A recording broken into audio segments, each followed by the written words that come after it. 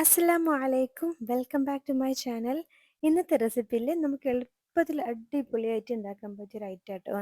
ഇതുണ്ടാക്കാനായിട്ട് നമുക്കൊരു സ്പെഷ്യൽ മസാലയും വേണ്ട, ഒരു അറബിക് മസാലയും വേണ്ട, ഒന്നും വേണ്ട. നമ്മുടെ വീട്ടിലുള്ള സാധനം വെച്ചെങ്ങാണ്ട് നമുക്ക് എളുപ്പത്തിൽ ഉണ്ടാക്കാൻ പറ്റിയൊരു ബീഫ് മദ്ഹൂത്താണ്. ഞാൻ ഇതിന് മുന്നേ ഒരു ചിക്കൻ മദ്ഹൂത്തിൻ്റെ വീഡിയോ ഇട്ടിട്ടുണ്ട്. അതിൽ നിന്നും കുറച്ച് വ്യത്യാസമുണ്ട് ഇത് ഉണ്ടാക്കാനായിട്ട്. അപ്പോൾ നമുക്കിത് ഉണ്ടാക്കുന്നത് എങ്ങനെയാണെന്ന് നോക്കിയാൽ വീഡിയോയിലോട്ട് കിടക്കണ മുമ്പ് നിങ്ങൾക്ക് വീഡിയോ ഇഷ്ടമാവണം ഒന്ന് ലൈക്ക് ചെയ്ത് സപ്പോർട്ട് ചെയ്യണേ. അപ്പോൾ എങ്ങനെ ഉണ്ടാക്കണമെന്ന് നോക്കിയാലോ.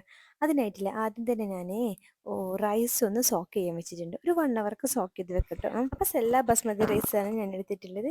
അപ്പോൾ റൈസ് സോക്ക് ചെയ്യാൻ വെച്ചതിന് ശേഷം ഞാൻ എന്താ ഒരു കുക്കറിലേക്ക് 2 ടേബിൾ സ്പൂൺ ഓയിൽ ചേർത്ത് കൊടുത്തിട്ടുണ്ട്.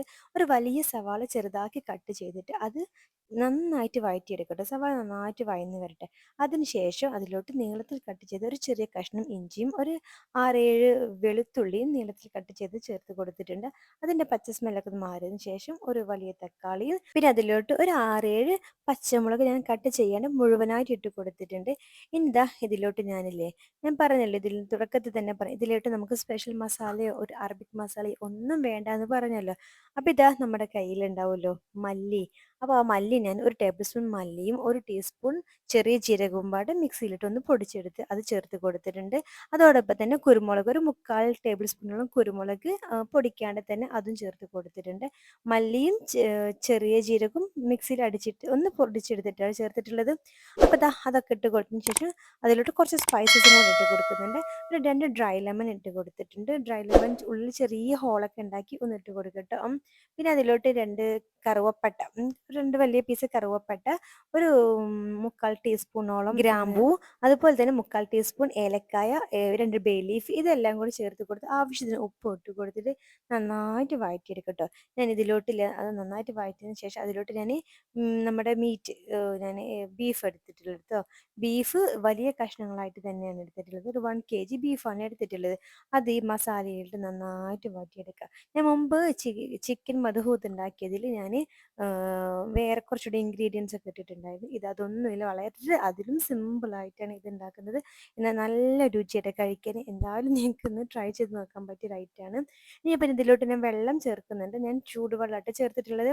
അതാണ് നമ്മുടെ ബീഫൊക്കെ ഒന്ന് ചൂടായിരിക്കുകയാണല്ലോ. അപ്പോൾ നമ്മൾ അതിലോട്ട് പച്ചവെള്ളം ചേർക്കുന്നതിനെക്കാട്ടും നല്ലത് ചൂടുവെള്ളം തന്നെ ചേർത്ത് കൊടുക്കുക. അപ്പോൾ അതാ എപ്പോഴും പറയുന്ന പോലെ തന്നെ 1 ഗ്ലാസ് അരിക്ക് 1.5 ഗ്ലാസ് വെള്ളം എന്ന അളവിലാണ് വെള്ളം ചേർത്തിട്ടുള്ളത്. അപ്പോൾ ഞാനിതിൽ ബീഫ് വേവിക്കണമല്ലോ. അപ്പോൾ ബീഫ് ആദ്യം വേവിക്കാനായിട്ട് ഞാനൊരു 1/2 അവർ കുക്കർ മൂടി വെച്ചിട്ട് ബീഫ് ഒന്ന് വേവിച്ചെടുത്തിട്ടുണ്ട്. എന്നിട്ട് ഞാൻ തുറന്ന് നോക്കുമ്പോൾ അത് ബീഫെല്ലാം നന്നായി നല്ലോണം വെന്ത് വന്നിട്ടുണ്ട്. നല്ല സോഫ്റ്റ് ആയിട്ട് ഇരിക്കുന്നുണ്ട്. പിന്നെ അപ്പോൾ അതിൽ വെള്ളമൊന്നും വറ്റിയിട്ടുണ്ട് ബീഫ് വെന്ത് വന്നപ്പോൾ.